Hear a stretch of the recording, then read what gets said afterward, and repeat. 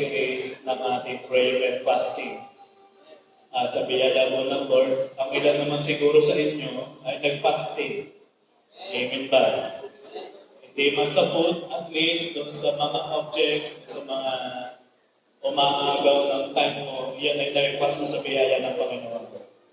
At nakakatuwa kasi doon sa loob ng day 6, sa 6 na araw, talagang binusog po ng Lord ang Espiritu natin. At mamaya, last night na. So, ibig sabihin, mag-join kayo mamaya. Kasi last night na ng prayer and fasting, at tayo naka-breakthrough na sa 1 week ng prayer and fasting. Amen ba? Palakpakan naman natin si Lord. Okay. Let's start. Ang title ko na share ko sa inyo, Pray Like Hannah. Yan. Ngayong umaga, ang pag-uusapan natin ay kung paano nanalangin si Hannah. We heard na talagang ang ganda ng ginawa ni Hannah sa pananalangin niya. Pero bago po natin malaman on how she prayed, kilalanin muna natin, sino ba si Hannah? Bakit siya pumunta sa ganong tayo ng pananalangin? Sino ba siya? Si Hannah, ito ay ano lang natin, short na sasummarize na lang natin kung sino siya. Si Hannah ay faithful woman in the Old Testament. Siya po ay napangasawa ni Elkanah na nagmahal sa kanya, pero sila ay hindi magkaanak. Okay? Kaya si Hannah, dahil sa pangyayari yun, ay sobrang nalulungkot. May hinagpis kung saan may pagdadalaw natin, nalulungkot siya kasi hindi sila magkaanak ni Elkanah.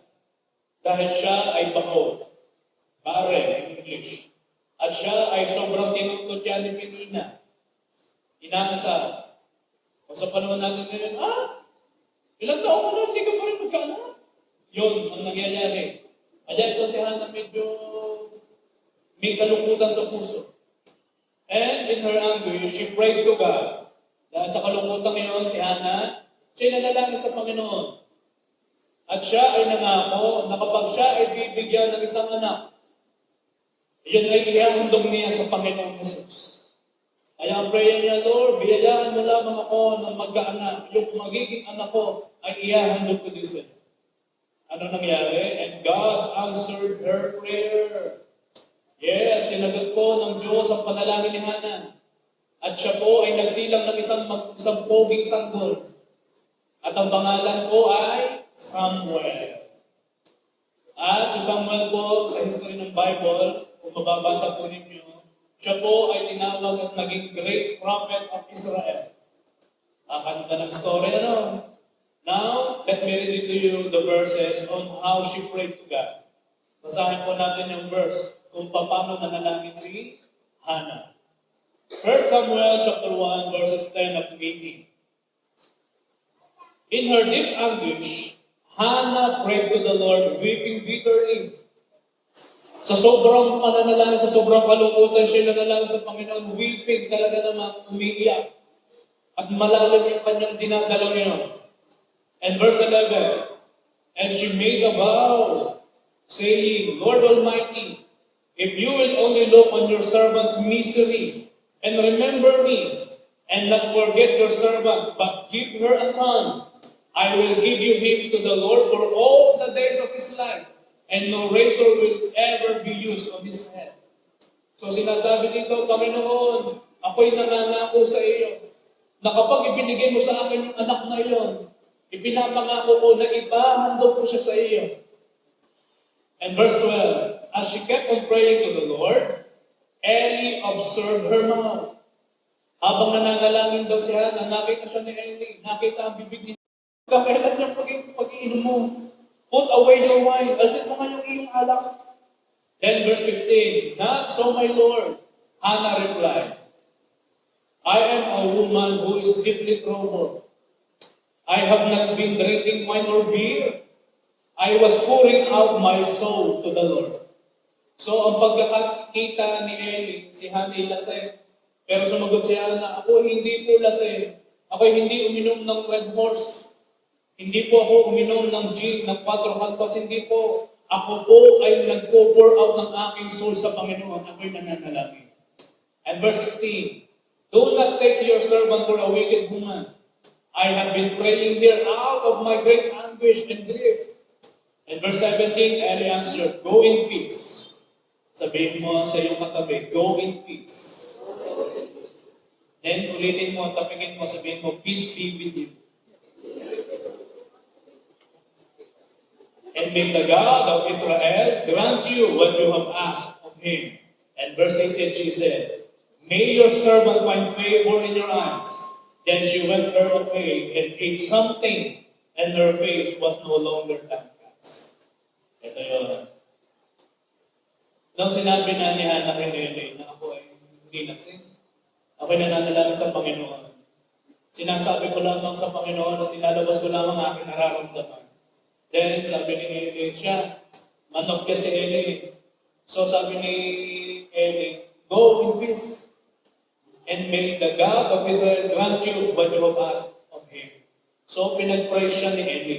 Kasi servant si Eli, pastor yun, ipinag-pray niya si Hannah. At after that prayer, nanampalataya si Hannah, siya'y umalis ng may kapayapaan kasi she received the prayer. And after that, siya'y kumain. So narelax ang kanyang sarili at ang kanyang mukha ay nawala na ang kalungkutan, nanampalataya. Pag-usapan natin, how she prayed. Paano ba nanalangin si Hannah? Una, she poured out her soul to God. 1 Samuel chapter 1 verse 15. No, not so, my Lord. Hannah replied, I am a woman who is deeply troubled. Sinasabi niya, ako isang babae na talagang matindi ang dinadaanan. Tanungin mo ang katabi mong babae, ikaw ba'y katulad ni Hannah? Sige, kausapin mo kung may babae kang katabi. Ikaw ba'y katulad ni Hannah? Sabi niya, not so, my Lord. Hannah replied, I am a woman who is deeply troubled. I have not been drinking wine or beer. Ano sabi niya? I was pouring out my soul to the Lord. Dinescribe ni Hannah ang kanyang panalangin na ito ay nanggaling sa kanyang kalooban. Galing sa kanyang puso. Bakit? Ano bang meron kay Hannah? Kitang-kita natin sa kwento, meron siyang inner pain. Matindi ang kanyang dinadaanan. Meron siyang pagsubok sa buhay na talaga namang nagpalungkot sa kanya. Yung ba naman tutyain ka ng tutyain ni Penina, di ba? Binubuli siya. Kailan ka magkakaanak? Kaya naman doon sa pangyayari ngayon, si Pel na parang ay kakalungkot. Kaya inulpur ang kanyang emosyon sa Panginoon dahil meron siyang hugot sa buhay. Sabihin mo sa iyong katabi, ikaw may hugot din sa buhay. Dinescribe ang kanyang panalangin bukod sa may hugot sa buhay at makikita din natin doon sa kanyang kalaliman ng pananalangin sa Panginoon. Lumatabas ang tiwala niya sa Diyos. Ito po nakita ko dito, di ba? She poured out her soul to God. Nakita ang puso. Ipinapakita ni Hannah ang kanyang heart sa Panginoon. Ito naman sa tayo ni God. Sobra po pinahahalaga ng Lord ang dinadala ng ating puso. Sobra. He is all-knowing God. Alam niya lahat ang nangyayari sa iyo. Alam po ng Diyos ang lahat ng mga salitang pumasok sa puso mo na nagkaroon ng epekto sa iyo. May nagsabi ng words na nagpalungkot or may sitwasyon na nangyari sa iyo na nagpalungkot. Lahat po ng yan ay kita ng Diyos. Kaya naman, sa part ni God, gusto kong ma-impart ko sa inyo, anuman po ang katatayuan ng puso mo ngayon, yan po ay sobrang pinahahalagahan po ng Panginoon. Okay? Hindi lamang po nakikita ni Lord na kasiyahan ng ating puso. At ito lang ang kanyang pinahahalagahan. Siyempre, si Lord masaya yan eh. Kapag ang isang tao nakita ng Lord na masaya ang puso, si Lord ay sobrang saya. Bakit? Masaya ang kanyang anak. Kaya kapag ang Lord ay nakikita na ang kanyang anak ay pinagpapalang lubos, ang Diyos ay masaya. Bakit? Kita niya ang puso ng anak na tumanggap ng pagpapala. Sino dito mga tumanggap ng blessings noong year 2025? And somehow, ikaw ay nag-celebrate, ikaw ay kumain sa labas, ini-enjoy mo ang blessing na iyong natanggap. Sino naka-experience mo? Habang ini-enjoy mo yun, ang Diyos nakatungo, kita niya, tuwan-tuwa siya. Kakatuwa, sasabihin ni Lord, ay, ang aking anak na ito, binigyan ko ng sasakyan, tingnan mo, talagang dinala sa church. pinadedicate niya sa Panginoon, sa akin. At talagang ang Lord ay masayang-masaya. Ito ang maganda kay God. Pati na sa mga bagay na inilalapit natin sa Kanya, na dala ng ating puso. Ito man ay kabigatan, or ito man ay kalungkutan, lahat ng ito ay pinahahalagahan din po ng Diyos. Kita ng Lord ang time na ikaw umiiyak, kita ng Lord yung time na ikaw ay nalulungkot, lahat ng iyan ay pinahahalagahan ng Diyos. Anong ibig ko sabihin? Lahat tayo mahal ng Panginoon. Sabihin mo sa iyong katabi, ngayong araw na ito, ano man ang naman ng iyong puso, pagagandahin pa niya ng Diyos. Sino nananampalataya na kaya mong pagandahin ng Lord ang kanyang puso? Ganyan tayo mag-precious kay God. Hindi lang mo siya masaya dahil masaya ka. Sa time na nalulungkot ka, pinahahalagan din niya ng Panginoon. Ganyan tayo kamahal ni God. Like Hannah, she did not hide her emotions. Hindi niya itinago. O hindi siya nagpakita na siya'y malakas. Ano ang ginawa ni Hannah nung nananalangin sa Panginoon? Sinabi niya ang kanyang tunay na nararamdaman. Kaya sabihin mo sa iyong katabi, huwag kang magbigay ng sekreto. Huwag kang magsekreto sa Diyos. Sabihin mo sa Kanya, sabihin mo lahat. Alam mo, maganda rin naman tingnan, nakikinig-pretend na you are best. Wala akong problema. Pero, ang totoo naman, pag nag-iisa ka lang sa kwarto, ikaw na may umiyak na yun. Ikaw na may habal-halo na iyak. At pag nakakasama mo mga kaibigan mo, you are laughing with them. Wala, sarap naman eh. Hindi nakiki-enjoy. Ang sarap makita na gano'n. Kasi pinapakita mo okay ka, pero pag harap mo sa Panginoon, wala kang may tatago. Si Hannah kanina nag-pray kay God. Kaya naman sa lahat ng umaharap sa Panginoon Jesus, be who you are. Wala naman tayo matatago sa Panginoon. Kita ng Diyos kung may tinatago ka o wala. Kaya sa ginawa ni Hannah, nung nag-pour out na siya ng soul kay God, hindi niya naitago ang kanyang emosyon. Ano nga sabi niya? She is very anxious. Ang kanyang emosyon, sabi niya, uy, nasa kalaliman ng aking pagsubok na ito, Panginoon. At hindi niya pinakita na siya malakas. Bakit? Alam niya sa sarili niya, down na daw siya. Totong-tobado. Ito yun. Kung dumating sa point na hindi ka maunawaan ng marami sa iyong dinadalang problema, kasi minsan may mga tao, most likely hindi kasamahan natin sa bahay or mga kaklose natin. Nagsasabi ka na ng problema, hindi kaya iniintindi. Hindi ko pinaniniwalaan. Pwede nga. Nagsasabi ka na yung nararamdaman, alam mo na yan. Tigas kasi ng ulo mo. May mga sagot na ganyan Ito yun Kung may dumating sa point na hindi na unungan ng marami sa dinadalang problema, ito yun. Manatili kang tapat sa iyong puso sa paglapit mo sa Panginoon. Kasi, yung tao na sinasabihan mo ng iyong nararamdaman, hindi niya kita ang iyong dinaanan. Hindi niya sukat ang iyong emosyon. Kaya naman, by God's grace, matalino ang ginawa ni Hannah. Bakit? She poured out her soul kanino? To God. Dahil sa Diyos, siya lang ang nakakaunawa ng lahat ng ating nararamdaman. Okay, bakit mahalaga ang prayer? Kasi yan ang way upang masabi natin kay God ang ating mga gustong sabihin. Kaya lahat po kayo na nandito, ini-encourage ko kayo, ask the grace na masanay kayong manalangin palagi sa Panginoon. Okay? Ito kasi ay problem ni Hannah. Hindi ko sinasabi na kaya ka lang mananalangin sa Panginoon just because meron kang problem. No. Meron na walang problema. Kailangan sinasabi mo sa Panginoon Jesus ang tayo ng iyong puso. Express your feelings. Express your emotion kay God. Bakit? Personal si Lord. Pwede mo ikwento kay Lord na masaya ka. Lord, okay, masaya na kapag sangyup na naman ako. Ang sarap ng cheese. Pwede mo sabi sa Panginoon, salamat po ako may masaya. Na-enjoy ko ang baka doon sa patos, di ba, Ramon? Na-enjoy natin yun. Pwede mo sabihin sa Panginoon, hindi lamang ikaw mananalangin dahil Panginoon, wala akong pira ngayon.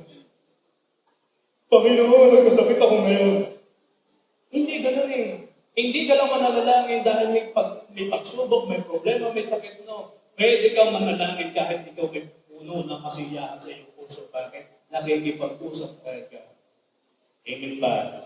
Now, let me continue.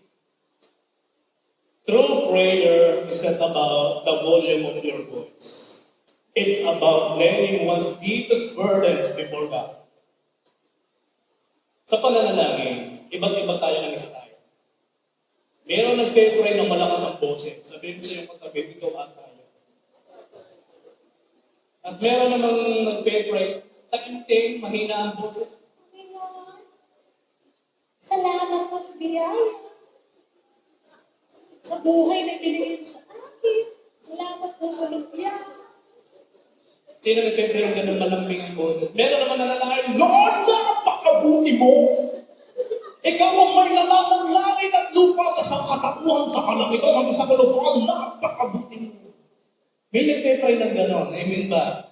Pero doon sa parehas na pag-style ng prayer na yun, ino-honor yun ng Diyos. Bakit? Kung yun ang pray ng iyong pananalangin na yun.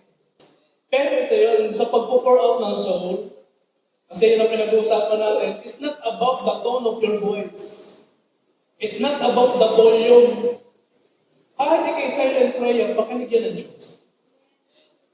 Amen ba?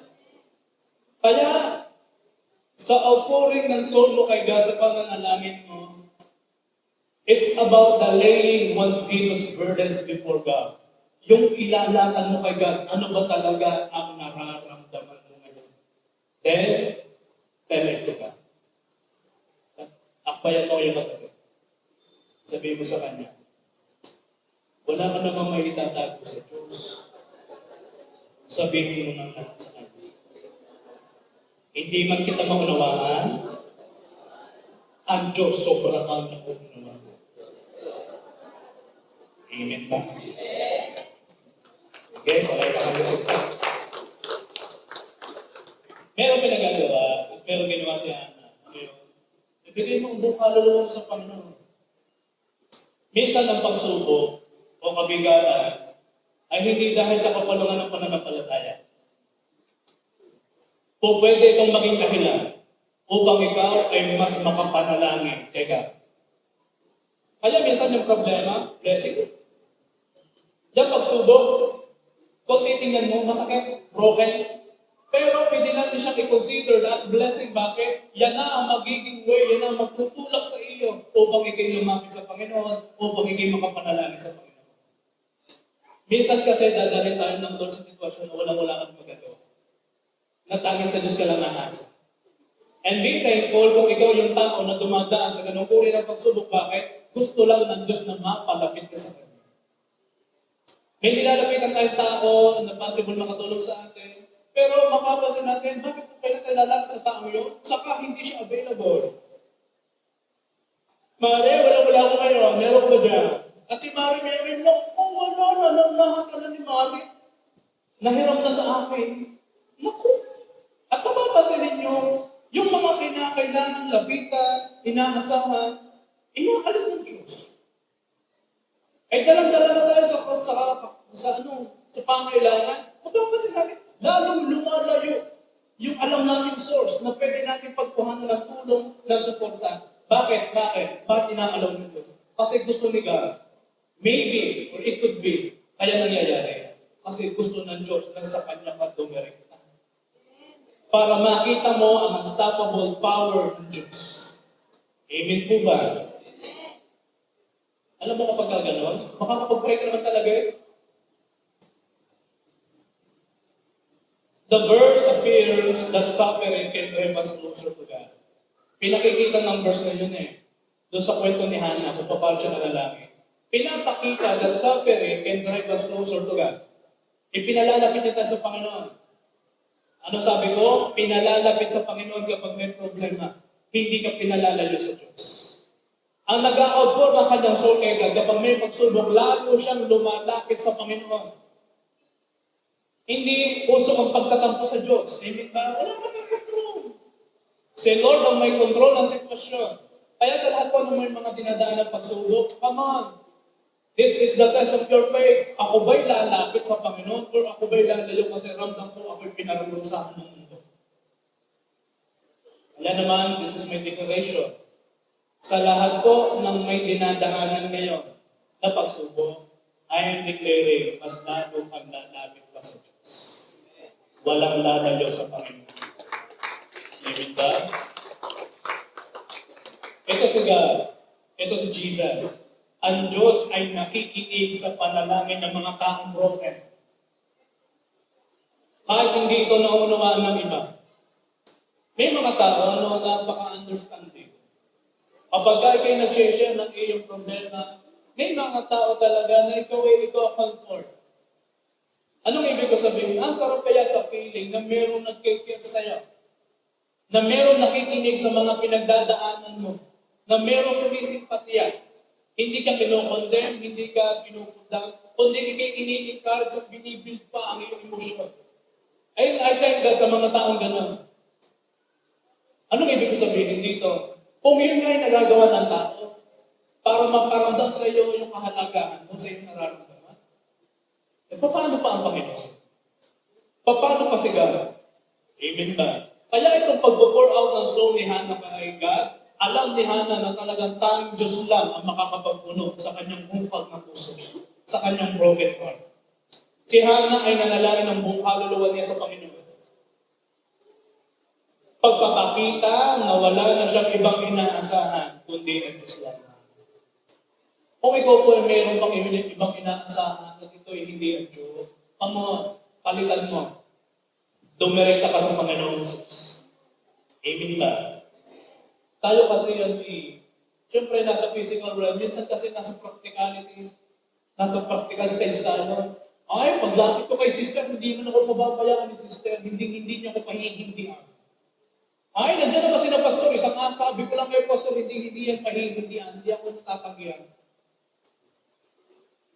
Possible, paano pag hindi sila available?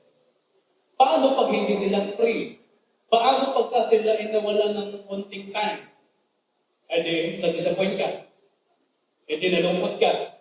At ang dami ng sisibol na negative emotions. Kaya, ang paglapit natin sa Panginoon, at katulad ng pananalangin ni Hannah ng buong kaluluwa sa Diyos, ay pagpapakita na wala na siyang ibang inaasahan, kundi si Jesus lang. Kaya directly, kay God tayo mananalag. Amen ba? Okay. God already knows what is in your heart. Alam na Diyos yan. Alam niyo ba, nakaka-touch lang na magaman. Alam mo ba, kita ng Lord ng kalungkutan, kita ng Diyos ng luhat na pumapatak sa inyong mga mata. Kita ng Diyos yan. Kita ng Lord ang sufferings, kita ng Diyos ang iyong dinadaanan. Lahat ng iyan ay alam ng Panginoon. At hindi natin masasabi na wala siyang pakialam kasi alam niya lahat. He cares for you. Hinahayaan lamang ng Diyos. Bakit? Para mas lalo kang tumawag at lumapit sa Kanya. Meaning, kung inaalaw, hindi ibig sabihin pinababayaan ka, no. Kailanman ay hindi nagpabayaan Diyos sa atin. Amen po ba?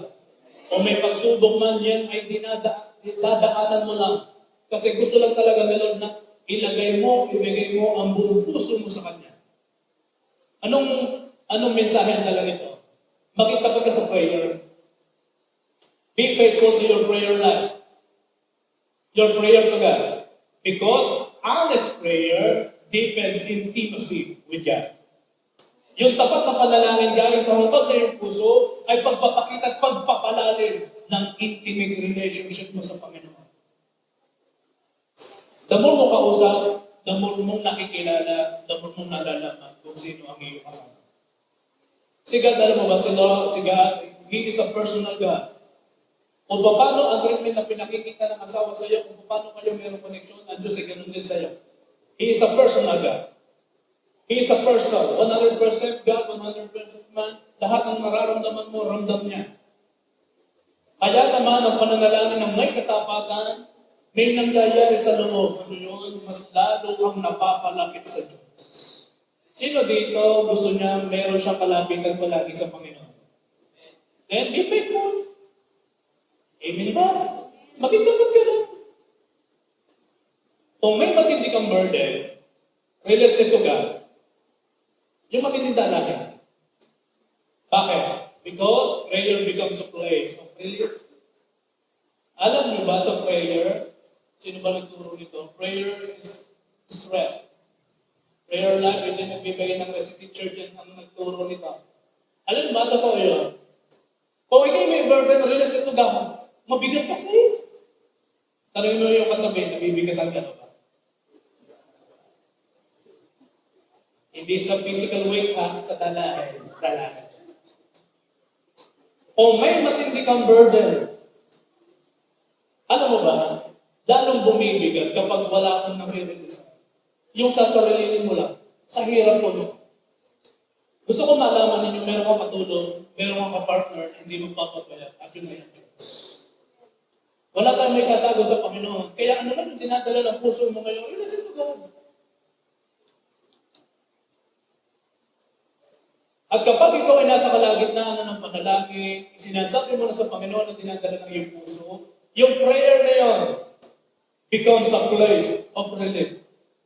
Katulad ng ginawa ni Hannah, nung nag-pray na siya, ni Eli, di ba? Siya nag-go in peace. Natanggap agad ni Hannah ang kapayapaan ng kanyang puso na ang lalim-lalim ng kanyang dinadaan ng problema. After that prayer, kumain si Hannah. Nagpahinga siya nakatanggap siya ng comfort and change na relief sa biyaya ng Diyos. 1 Peter chapter 5 verse 7. Ibigay ninyo ang lahat ng inyong pag-alala sa Kanya dahil pinag-iingatan niya kayo. Napakasweet ng Lord dito. Ibigay. Kapag sinabi pong ibigay ang lahat ng inyong pag-aalala, bubunutin mo yun. Aalisin mo yun. Ano ba? Yung kalungkutan, yung panghihinayang, yung mga regrets, yung mga sakit ng damdamin. Ibig sabihin ng pagbibigay, merong something na aalisin sa'yo. Sa dami-dami ng iipunin mo, huwag mong ipunin ang sama ng loob. Kung meron kang iipunin sa puso mo, ang ipunin mo ay yung kapayapaan na kailangan mo, yun ang magpuno sa iyo, yung peace, dahil sa iyong ginagawang panalangin. At ang sabi ng 1 Peter, ibigay ninyo ang lahat. Sabihin mo sa iyong katabi, huwag kang magtira. Ibigay mong lahat sa Diyos. Bakit? May reason may dahilan kung ba't ibibigay. Ano sabi? Dahil pinag-iingatan niya kayo. Sino naniniwala, ramdam mo na minamahal ng Diyos ng sobra? Sinong nararamdaman nyo? Sobra kang minamahal ng Panginoon. Okay? Nire-release mo ang lahat kay Lord dahil ipinagkakatiwala mo sa Kanya ang lahat dahil si Lord lang talaga ang sobrang makakatulong sa iyo. Yung pag-release, ibig sabihin, mayroong pagtitiwalang nabibigay. Kaya kapag may tao na nagsasabi ng problema, atin-atin lang ito ha. Kapag sinabi na sa iyo yung sekreto, yung problema, kung ano man sekret, kapag sinabi sa iyo, ibig sabihin, binibigyan mo siya ng pagtitiwala. Pinagkakatiwalaan mo siya sa part na meron siya at sa iyo lang sinasabi. Trust ang ibinibigay. Kaya naman kapag ibinigay natin sa Panginoon yung ating mga dinadala, ibig sabihin, ipinapakita mo sa Panginoon, Lord, ipinagkakatiwala ko sa iyo itong dala ng aming puso. Kaya naman, J1 family, kung may sakit at kabigatan man sa iyong damdamin, kung meron, iligay mo lang nila sa kamay ng Diyos at sa Lord na ang bahala sa iyo. Give it to God. Amen? Ibigay sa Panginoon. Yan ang nagpo-pour out ng soul, ibinibigay sa kamay ng Diyos. Oh, how she prayed? O paano nanalangin si Hannah? Number 2, she prayed fervently. 1 Samuel chapter 1, verse 12 up to 13. As she kept on praying to the Lord, Eli observed her mouth. Kita. Hannah was praying in her heart, and her lips were moving, but the voice was not heard. Eli thought she was drunk. Ito yan nananalangin si Hannah. Siguro dahil sa sobrang kapigatihan siya pighating-pighati. Sinasabi niya sa Panginoon yung kanyang nararamdaman. Nakita ni Eli. Lasing ata ito. Naimik walang boses. Nagalaw ang bibig. Walang boses na lumalabas. Nakadami ito ng red horse. Nakadami ito ng pulutan. Lasing na to. Hindi Si Hannah ay nananalangin ng taimtim. Sinasabi niya galing sa kanyang puso yung kanyang buong nararamdaman. Nagre-release na yan. Alam mo ba kapag nananalangin ka ng matindi, naapektuhan ang buong physical appearance? Kapag kita itim na, at ikay talagang eager na sa'yo pinagpipray, maya dito ba kasi kiganto na ang ganto. Kaya naman nakita ni Eli, lasing kasi hindi niya ma-express. Hindi niya na marinig sa kanyang boses kasi dalang-dala na siya ng kanyang loob. Praying fervently is not about shouting louder or using special words. It's about deep, sincere engagement of the heart with God. Diba, sabi ko sa inyo kanina, yung pag-outpour, hindi naman yung prayer, hindi naman about the volume ng iyong boses. Yung fervent prayer, hindi din naman ito katulad ng nung palakasan ng boses, taimtim nga, ibig sabihin, ito'y malalim at sincere engagement of the heart with God. Yung puso mo'y kinukonekta mo talaga sa Panginoon. Yan ang taimtim na nananalangin. Ang pananalangin ng mataimtim ay nagsisimula ng may katapatan sa Diyos. Diba kapag ka-faithful, ikaw naman yan, talagang taimtim na yan. Kasi nananalangin ka na, nagsisimula, Lord, you're so faithful. At magiging tapat din ako sa iyo sa lahat ng aking sasabihin. Ito yun, sa lahat po ng nananalangin ng taimtim. At sa lahat po sa inyo na pupunta sa pag-pray ng taimtim, tell God exactly how you feel. Sabihin mo lamang sa Panginoon kung ano ba talaga ang iyong nararamdaman. Sabihin mo sa Kanya totoo. Sabihin mo sa iyong katabi, maging totoo ka naman. Kahit ngayon lang. Sasabihin kumain na, ay hindi naman pala. Hoy, kain ka, hindi, busog pa ako. Wow.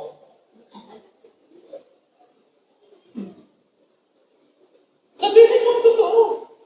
Malapit na ako, on the way na ako. Bakit ka, kababangon mo pa lang. Tell God exactly how you feel. Sabihin mo, Lord, malungkot ako. Iniwan ako ng boyfriend ko at pinagpalit ko sa iba. Sabihin mo ang totoo. Lord, malungkot ako, binubuli ako. Lord, malungkot ako, pinundan ako ng aking kapatiran. Tell God exactly how you feel. Sabihin niya sa Panginoon. Kung ikaw ay galit, sabihin mo. Amen ba? Sabihin mo sa iyong katabi, galit ako. Kat. Sabihin mo ang nararamdaman mo sa Panginoon. Sabihin mo kay God, natatakot ka. Sabihin mo kay God kung nag-aalinlangan ka. Bakit? Yun, He cares for you. Sabihin mo ang totoo sa Panginoon. Ano ang sabi ng Psalm 62 verse 8? Pour out your heart before Him. Ilatag mo, ibigay mo ang iyong puso sa Panginoon. Alam mo, minsan kaya hindi makakilos ang Diyos sa iyo. Hindi mo kaya ibigay ang nasa sa iyo. Natatakot ka kapag ibinigay mo ang iyong sovereignty, natatakot ka baka lumala. Baka hindi ka mapansin. Fear ang pipigil kung bakit hindi makakilos ang Diyos sa iyong mga dinadala. Kaya naman ano ba ang turo ng Bible? Pour out your heart. Ibigay mo naman sa Diyos 100% ang iyong puso. Sa pagpipray po ng mataimtim, mag-focus ka lang sa Diyos. Taimtim nga directly to God. Mag-focus. Umpisan mo sa pagsasabi kung sino-sunod sa buhay mo. Bakit? Nilalapitan mo yung sa Diyos So, pwede ka magkaroon ng pattern. Lord, you are so good. Umpisan mo na kagad sa pagpipray mo na sinasabi mo, Lord, mabuti ka sa katatayuan ko. Yung pagsasabi mo, Lord, you are so faithful. Lord, you are so faithful. Tapat ka sa nararamdaman ko. Umpisan mo kung sino sigad sa buhay mo. Then, hanggang sa makita mo yung kung sino siya. Habang ikinanadalangin, dadaloy kung sino siya kasi yun ang pagkakakilala mo sa Kanya. Umpisahan mo kung sino si Lord bago mo sabihin ang lahat ng iyong mga dalahin na nararamdaman. Pataasin mo muna ang pagkakakilala mo kay God. Amen po ba? Kung ikaw ay broken kasi sa pag-ibig, ikay nabigo sa pag-ibig, then sabihan mo muna, Diyos, Lord, you are so lovable. You are my great love. Bakit? Kapag sinasabi mo yun, yung sa broken heart mo dahil sige nabigo sa pag-ibig, tatakloban yun ng pag-ibig ng Diyos kasi itinataas mo ang Diyos ng pag-ibig. Amen ba? Sa time din na pananalangin, mas tumataas ang antas ng iyong faith Dahil nagiging positibo ang lahat ng iyong mga pinapanampalatayaan. Ang pag-pray ng taimtim, ito'y pagtataas din sa katatayuan mo na ikinananampalataya sa another level. Di ba ang negative emotion, pangit ang nararamdaman? Negative nga eh. Yung galit, negative yan. Amen ba? Yung lungkot, yung inis, yung paghihinagpis, yung kalungkutan na sobrang lalim, lahat yan na ay negative. Kaya lang inilalapit mo sa Diyos kasi gusto mong mawala yung negative na yun. Amen ba?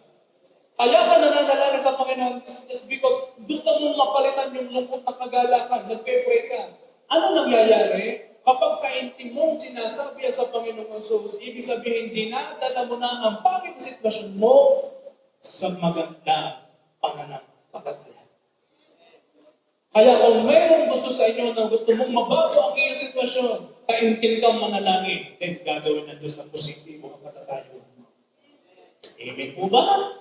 Palapakan mo si God.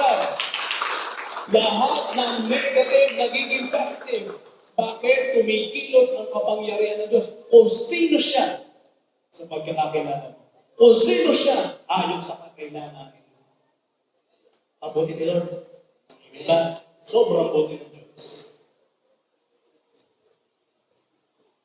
Kapag ikaw ay nananalangin ng taimtim, dito mo mararanasan ang pagsabay ng iyong buong katawan sa prayer. Idagdag ko lang. Kapag ka malalim ang prayer mo, hindi mo naman malayan, ikaw pa rin lumasay na. Before naramdaman ko ito, nung after mamatay ang aking tatay, siyempre, bilang tao, medyo masakit din namang mawala ng mahal sa buhay. Okay na nalangin? Yung funeral service po sa amin, nag-favorite ang pastor, Eric. Nag-favorite siya. Lumabas na yung kalungkutan sa puso ko, kayo gulula. Alam niyo, ako pala naglupagina. Ako pala naglupasay na. At yung mga halaman namin, na pagsisipa ko na kasi, nilabas ko na yung kalungkutan ko. Sinabi ko, alam mo yung umiiyak na yung hindi ko masabi ang words, talagang pighati, talagang kapogi ko pa rin po pag nag-pray ng time din. Ako'y umiiyak na talagang hagulhol na hagulhol, pero alam ng Diyos ang mensahe ng aking puso. Ako'y sobrang nalulungkot ng time na yan. Kaya sa nag-pray ng time din, mapapansin mo, ikigumagawa ko. At ikaw naman, ikaw rin yun. Galit, nirealize yung galit mo. May manifestation na gano'n. Si Lisa, mother ni Maring Cathy. Yan, pag nag-pray yan, yan mahilig sa warring prayer. Sa war prayer.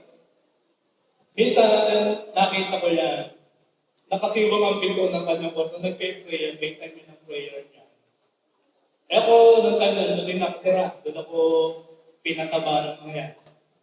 So nakikita ko, paano ko, ramdam ko parang minagalaw-galaw na rinaya, Jesus na plastic, yung takar ng chinelas, pagalit ko, pag dumang ko yan, nag-pray. Sabi ko po, pinag-pray na naman doon si Dodo. Pinawag pero basta makilos ng tipo niya kay Dodo. Nag-warfare siya. Walang boses, pero nagmamanifest action. Bakit? Dumadating na siya sa point ng kilos ng pananampalataya. Meron na siyang winawasan. Winawasan na yung problema, winawasan na yung kalungkutan. Kaya sa lahat ng time din naman nanalangin, at tulad ng nakita ni Eli, masasabi, lasing na tayo. Kaya kapag kayo po sa bahay ninyo, may nakita na gagawin niya, obserbahan nyo, baka nga lasing lang. Obserbahan nyo, tingnan nyo, katulad dito ni Hannah. Nag-pray ng walang boses pero bumubukas ang bibig. So, taimtim na yun. Lumabas na. Dinadala niya yung negative na sitwasyon niya into positive. Kaya nag-warfare, kaya nagmamanifest. Yung iba naman nagagagan niya. Sino sa inyo tapat na kung nag-pray, ikaw ay niyayakap mong iyong sarili? Lord, ganito lang ganito. Bakit? Kasi sa kalagitan ng prayer mo, pag-ibig ang iyong nararamdaman. Ramdam mo, niyayakap ka ng Panginoon. Bakit ka niyayakap? Kasi alam ng Diyos na mayroong kalungkutan sa puso mo at kino-comfort ka niya. Anong susi? Manalangin ng taimtim. Amen po ba? Okay. Praise God. Sa pagpipray ng taimtim, hayaan mo na kayo umiyak sa Panginoon. Hindi yan kababahan. Bakit? Dala ng puso niya. Si God ay hindi namuhusga ng Diyos. Na kapag ikaw umiyak, sasabihin ka ng nangyayari sa iyo, hindi siya ganun. Bakit? At the first place, alam na kagad niya, dinadaanan mo. Hayaan mo ikay umiyak sa Panginoon kung talagang bigat na bigat. Na bakit itatago sa sarili mo? Pour out your soul. Pray fervently. At ang Diyos naman ang kaharap mo sa sitwasyon niya. Express your feelings to God. Kung kinakailangan lumuhod, do it for the glory of God. Bakit? Nagpapakumbaba ka sa harapan ng Diyos. Minsan kasi kailangan natin ng Diyos dahil ating pagmamataas, hindi natin magawa lumapit sa Panginoon. Kaya naman walang kilos ng Diyos ang mangyari. Bakit? Meron pa rin tayong dalang ikaw. Meron pa din something na bakit ako luluhod?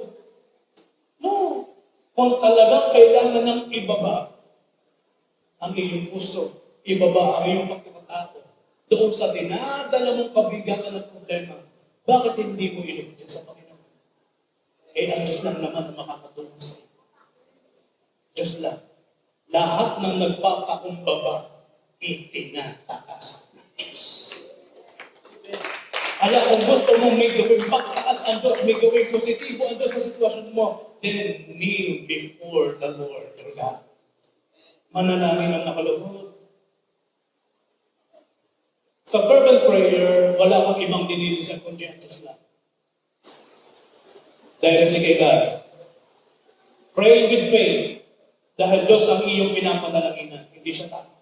So, ibig sabihin, anumang bigat, anumang laki ng mo, dahil inananalangin na may pananampalataya, ikay nananampalataya mangyayari kasi Diyos ang sasagot. Hindi tao. Amen ba? Dito po natin makikita ang kalakihan ng Diyos kasi siya'y tutugon sa ating mga panalangin. Fervent prayer believes that God will respond. Sa lahat ng nananalangin ng taimtim, hindi naniniwala, tutugunin ako ng Diyos. Imposibleng hindi. Imposibleng hindi. Pastor, ang tagal na eh. Ano ba sabi? Tutugon ng Diyos. Kahit anong tagal, tutugon ng Diyos. Ang akala kasi ng marami, kapag kasabi mo ngayon, agad nandiyan ang sagot. No.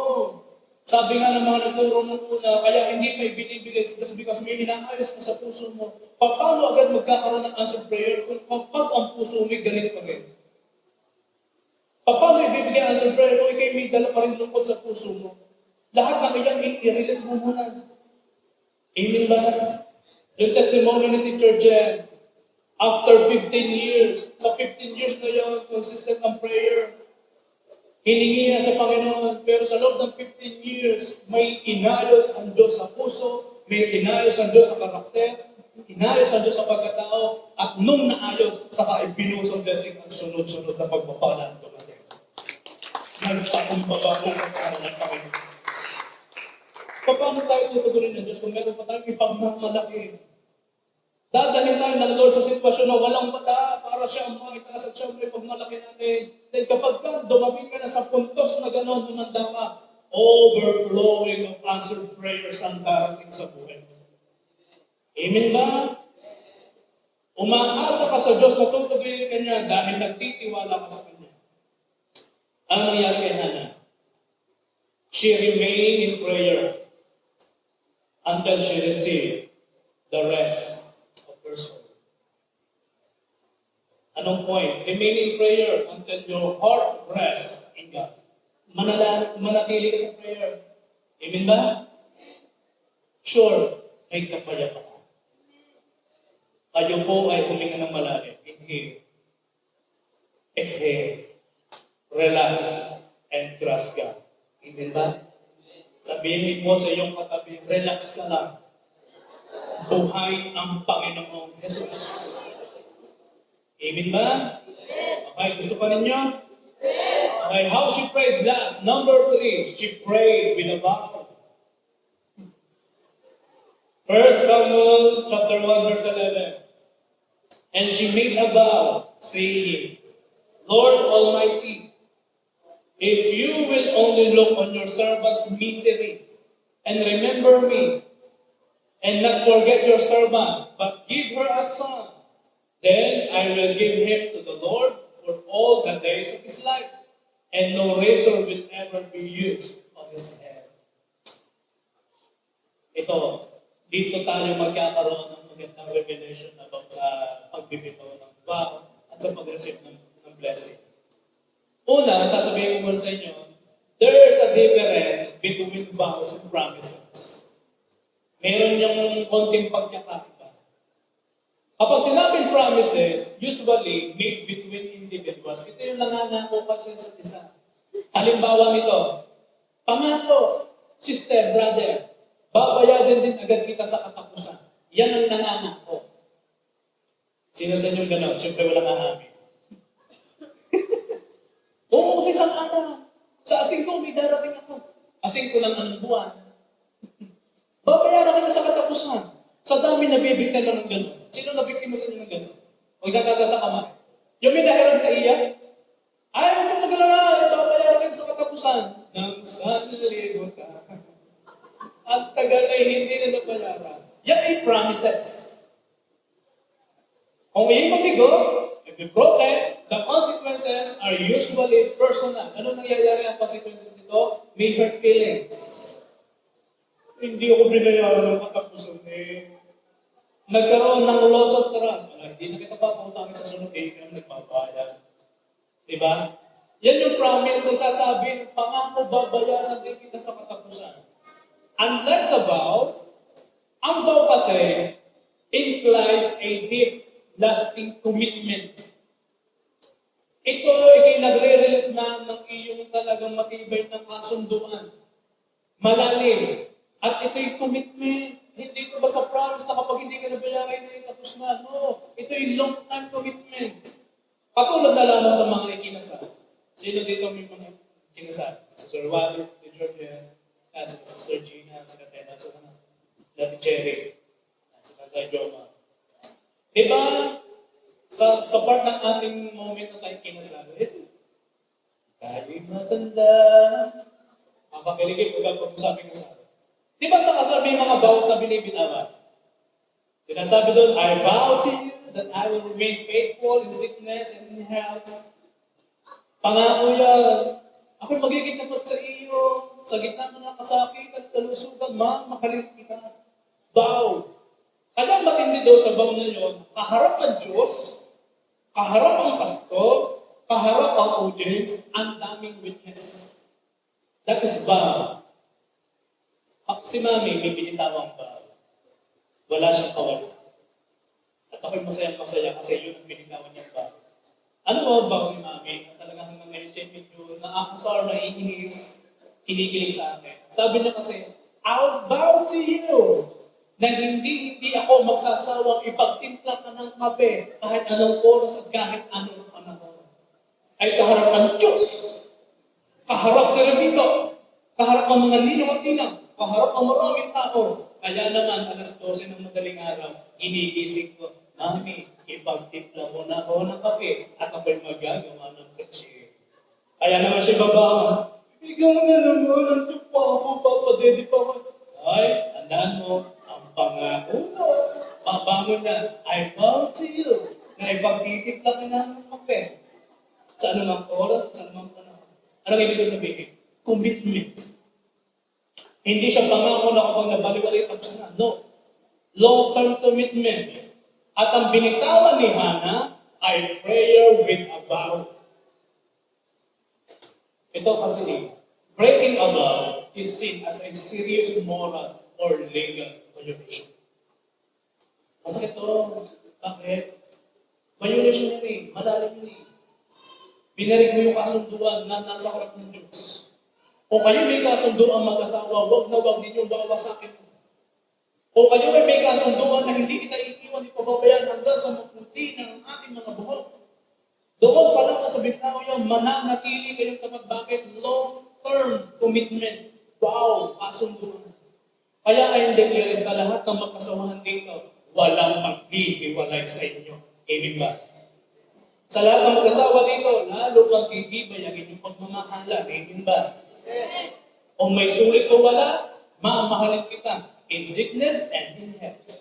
Amen ba? Siyempre, magbibigay naman ng inyong mga asawang lalaki. Amen ba? Nagmamahalan eh.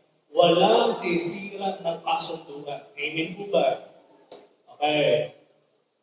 Hannah promised that if God gave her a son, she would give him back to the Lord all the days of his life. Vow ni Hannah, Panginoon, bigyan mo lamang ako ng anak, ipagkakatiwala, ihahandog ko din siya sa iyo sa lahat ng kanyang magiging buhay. Kung mapapansin ninyo, yung hinihingi ni Hannah, yan request kay God. Diba sabi ko sa inyo, coming from the bully, tinutot yan ni Penina, nagkaroon siya ngayon ng malalim na pag-pour out ng soul at sinasabi niya, Panginoon, biyayaan mo ko na magkaanak. Yung request na yun ay hindi lamang para magkaroon ng anak.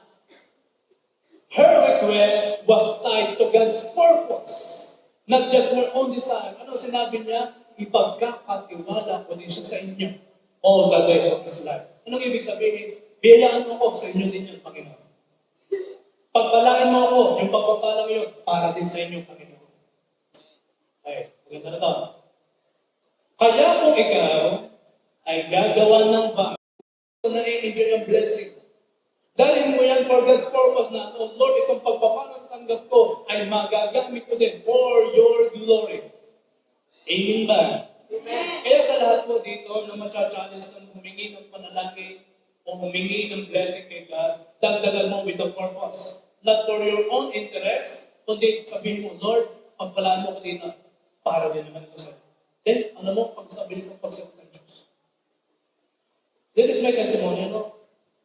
Ang prayer ko, Lord, pagpalaan mo ako upang maging pagpapala ako sa church. And somehow, makabawas na lang ako ng mga billing sa church. Ano man ang kailangan doon, Lord, ibang umilos kapag may pera. Pagpalaan mo ako. Alam mo, kapag lalagi mong prayer gano'n, dumadating ang blessing. Kaya naman by God's grace, di ba, nakabili tayo ng mixer? O, kailangan ng iPad, worth something ganyan thousand. Dahil ang prayer ko ay pagpalaan mo ko, ay pinagpala na ako ni Lord. Kaya may pagpapala niyo, ibinili ko ng tablet, tinanim ko sa church. For His glory. For His glory.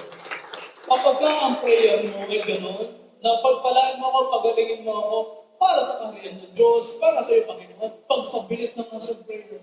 Bakit hinihingi ko hindi para lang sa iyo? Hinihingi mo ay para din sa Kanya. Kaya kung ikaw ay gagawa ng vows para kay Lord, dapat mo itong gawin. Amen ba? Deuteronomy 23 verse 21 up to 23. Ito ang sabi ng Deuteronomy. Ganda nito. When you make a vow to the Lord your God, be prompt in fulfilling whatever you promise Him. For the Lord your God demands that you promptly fulfill all your vows or you will be guilty of sin. Alam mo, binabasa ko, bigat pa lang magbitaw ng kasunduan kay God. Yung ikay magbibigay ng pangako sa Panginoon kasi hindi mo tutupatin, pag sa bigat pa lang ng message niyo. Verse 22, however, it is not a sin to refrain from making a vow. But once you have voluntarily made a vow, be careful to fulfill your promise to the Lord, your God. Pakinggan ito mabuti. Ang vows usually nangyayari kapag ang isang tao ay desperado ng tugon. Kapag kailangan mo yung isang bagay, ikaw automatic, dahil gusto mong mapunuan agad yung kailangan mo, ikaw ay nagbibigay agad ng pangako doon sa kausap mo kasi may kailangan ka sa kanya. Kaya ang vows usually nangyayari kapag ang isang tao ay desperado ng tumanggap. Halimbawa, kapag may isang tao kailangan ng pera, lahat ng pakikiusap ay gagawin niya para lang makahanap ng pera. Mahal, kailangan ko lang 5,000. Dali na. Parang may pagkahapro kung makapagsabi ng dali na. Bakit desperado na siya? Kailangan na niya. At after niya masabi yung kanya kailangan, agad nagbibitaw siya ng pangako kung kailan niya ito ibabalik, kung kailan niya ito mababayaran. Bakit? Desperado. At kapag desperado doon na nagre-release, babayaran kita sa katapusan. ibabalik ko din agad. Dudublehin ko pa. Sino sa inyo nangutang sa amin dudublehin? Tapos hanggang ngayon wala pa lang nababayaran. Okay. Tuloy tayo. Kung ikaw ay nag-vow kay Lord at hindi mo nagawa, ikaw ay nagkasala. Or ikaw ay magkakasala. Kaya kung alam mo sa sarili mo na hindi mo din magagawa, ay huwag ka na lang mag-vow kay God. Para hindi ka magkasala. Amen po ba? Kaya sa lahat po naman mga binitawang pangako sa Panginoon, please, as the grace, tupadin mo, hindi pa huli ang lahat. Nakalatag pa rin sa harapan ng Panginoon sa mga panahon pinangako mo sa Kanya. Lord, gumaling lang ako. Ano yung pinangako mo? Kung hindi mo nagawa yun, pababawiin ka ng Diyos. Bakit? Nagkakasala kapag hindi mo tinupad ang bago. Ito naman, sa lahat ng humihingi, na-mention ko na rin naman kanina, ang hingin mo para din sa Panginoon. Yan ang susi. Kung meron kang hingin isang bagay, ang hingin mo ay para din sa Panginoon. Halimbawa, may humihingi ng talents, humihingi ng galing sa pagkanta. Pero bang humihingi pa naman? O may humihingi ng anointing sa pagtuturo. Anointing or talents and skills. Kung may humihingi ng gano'n. Ang skills and talents ay hindi lang para sa personal na tagumpay mo. Kundi para din magamit sa kaluwalhatian ng Diyos. Humihingi ka ng galing sa pagkanta. Tapos kung saan ka naman kumakanta. Paano mabibiyayaan ng Diyos ng anointing? So gamitin mo yung talent na yun for the glory of God. Skills sa maraming bagay, gagamitin mo pang personal. Kaya minsan hindi matanggap kasi iisipin mo na lang lagi ay ang iyong sarili. Ang gusto ng Diyos ay para din sa Kanya. Sino dito humihingi kay God na siya'y mapagpala financially? Sabihin mo sa iyong katabi, halata naman. Gusto mo noon. Kung ikaw yung tao na humihingi kay God, mapagpala ka financially, ito yun. Lord, pagpalain niyo po ako financially upang may maging pagpapala rin po ako sa marami. Para din sa Kanya. Para sa nayaman mo.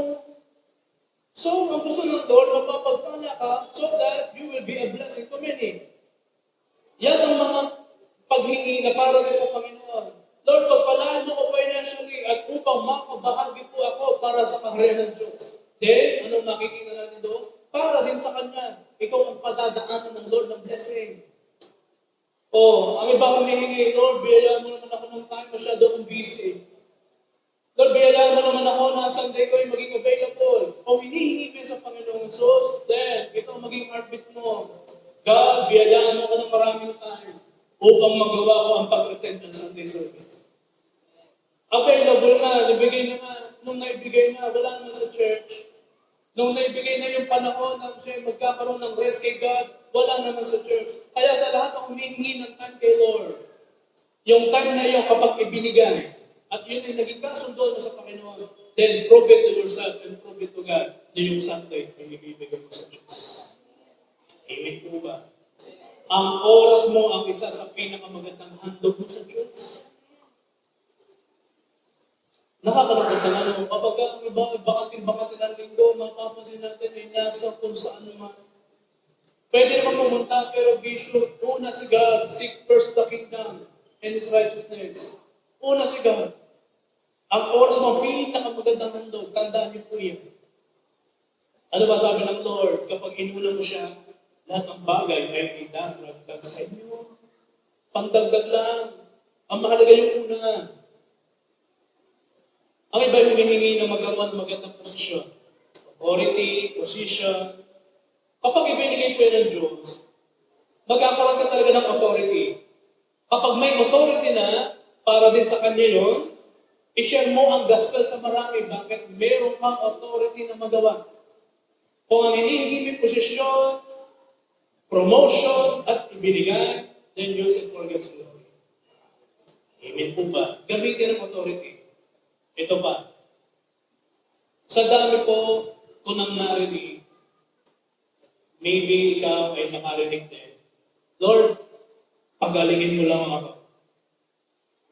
Pagalingin mo lang ako sa sakit na ito. Maglilingkod ako. Nung gumaling, nasaan?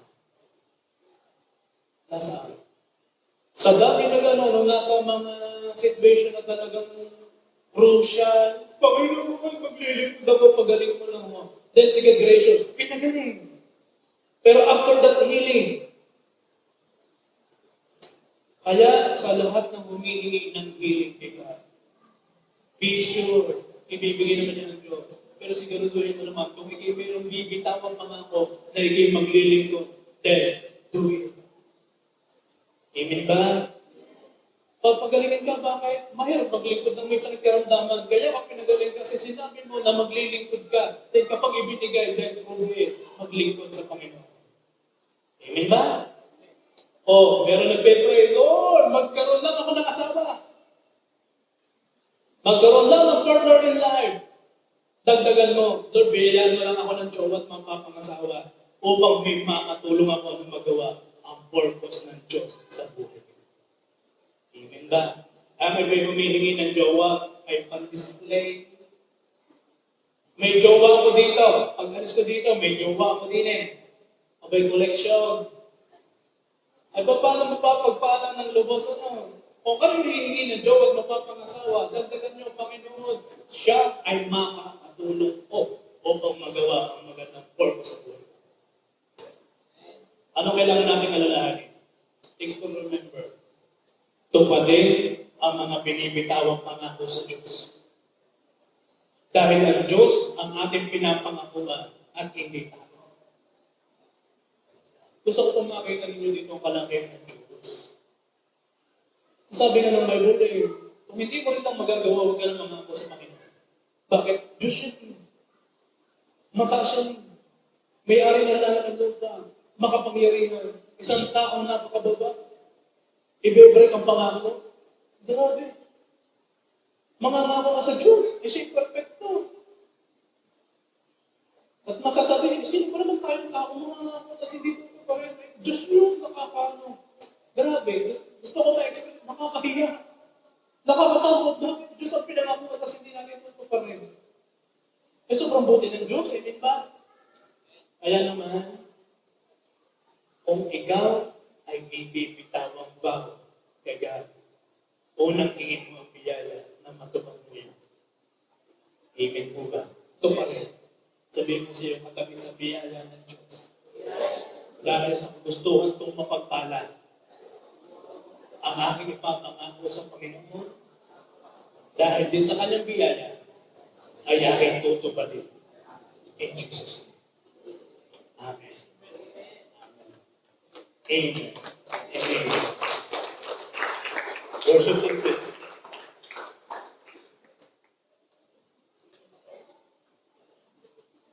Tingin po kayo sa akin. Let's all stand up. Tayo po tayo.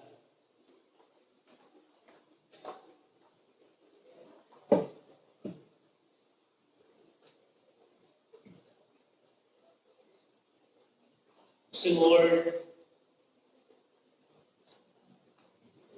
ay sobrang mapagbiyayang Diyos. Sobra. Hindi siya katulad ng tao. Siya ay very gracious God. He owns everything. He is so powerful. He is a very gracious God. Sa story ni Hannah, lumalapit siya sa Panginoon. And we heard on how she prayed. Narinig natin. Nakita natin dito si God, sobrang gracious ng Diyos. Sobrang. Kaya naman dahil nakikita natin ang sobrang biyaya ng Panginoon, huwag kang matakot na lumapit sa Kanya dahil hindi naman mahirap lapitan ng Diyos. Madali. Hanapin si Lord, hindi siya mahirap hanapin. Si Lord po ay malapit sa mga taong may kabigatan. Matthew 11 verses 28 to 30. Ito ang sabi ng Diyos. Come to me, All you who are very heavy burden, and I will give you rest. Take my yoke upon you, and learn from me, for I am gentle and humble in heart, and you will find rest for your souls. For my yoke is easy, and my burden is light. Paano ba namang hindi natin magagawa lumapit sa Panginoon Jesus? Ay kung siya na mismo nagsasabi, come to me. Lapit ka lang sa akin. Kayo na may mga dalahin, kayo na may mga kabigatan sa puso, lumapit na kayo sa akin at bibigyan kita ng kapahinga. Tanggapin mo lamang yung pumato. Tanggapin mo lamang at ayaw mo may matutunan ka sa akin. For I am gentle and humble in heart. Ako'y hindi mahigpit na Diyos. Lahat na lumalapit sa akin, I will be gentle and humble in heart. Hindi kita husgahan. Ito ang sinasabi ng Lord sa atin. Ano ba pangako niya? Sa lahat na lumalapit ng bigabigan na sa Panginoon, and I will find rest for your souls. For my yoke is easy and my burden is light. This morning, manalangin ka sa Panginoon. At hindi lang sa umaga ito.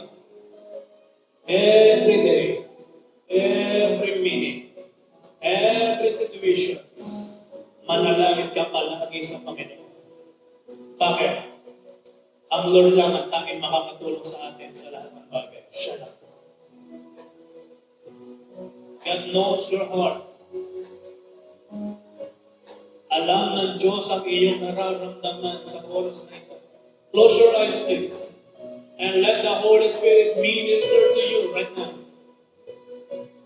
Manalangin ka sa Panginoon. Siya lang ang makakatulong, wala nang iba. Sigat na. Ang Lord ay sumasagot sa pananalangin. Siya ay sumasagot sa pananalangin, lalo na kung ang mga ipinagpipray mo ay naaayon din sa kanyang kalooban. Sa lahat po sa inyo na naririto, na nakayuko, na nakapigil, or may mga itinataas ang kamay, ito ang iyong dapat alalahanin. Ano man ang laki na hinihingi mo sa prayer, gaano man ka imposible sa iyong pananaw, sa iyong tingin, ito ang iyong alalahanin. Walang mahirap sa Diyos. Walang sitwasyong pangit sa Diyos.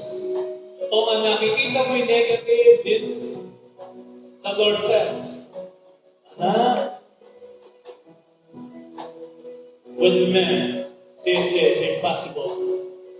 But with God, all things is possible. Walang bagay na hindi niya kayang maibigay sa iyo. Bakit? Dahil siya'y makapangyarihan Diyos. Sa pagkakataong ito, manalangin ka sa Panginoon. And I will give you time.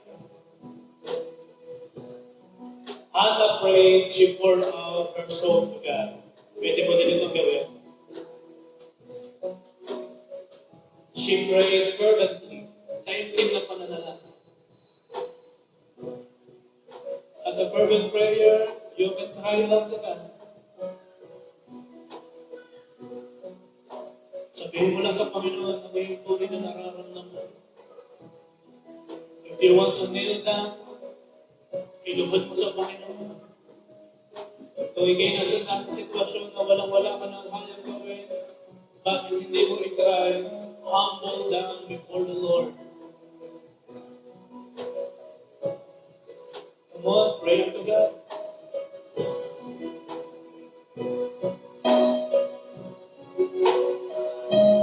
Manalangin ka between you and the Lord.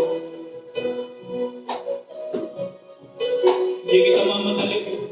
Just pray unto God.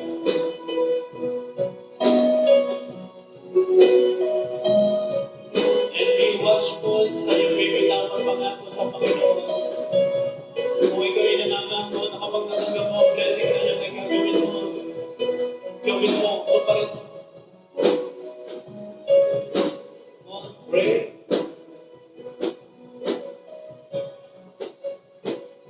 Bago mo hingi ng request, sabihin mo muna kung sino si Lord sa'yo. Depende sa kailangan mo.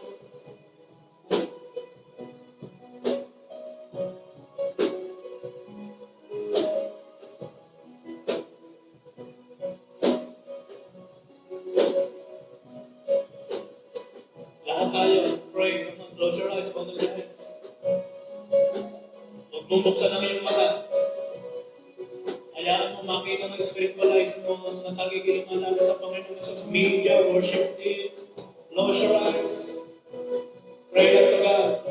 Ikaw man ay may kailangan din sa panahon ito. Holy Spirit will welcome you. Minister to us.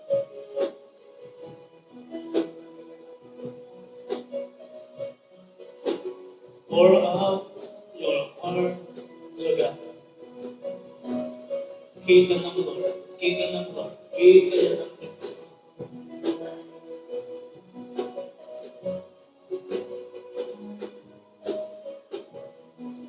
Kung gusto mo magsumbong sa Panginoon, magsumbong ka sa Diyos.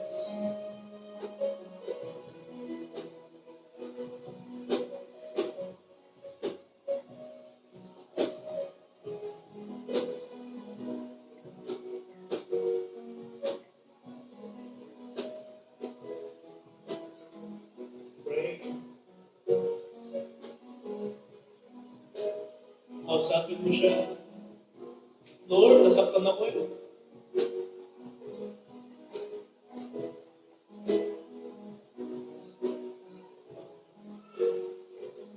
Panginoon, nahihirapan po ako. Lord, pagod na ako, Lord. Lord, hindi ko na po alam ang aking gagawin. Lord, help me. Lord, hindi ko na po kaya mag-isa. Help me.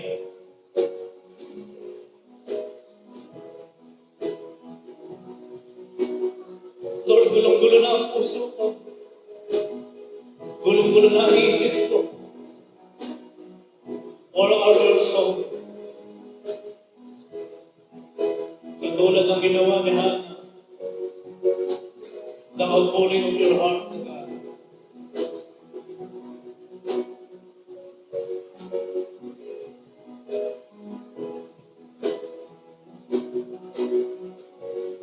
Release it to God. Release.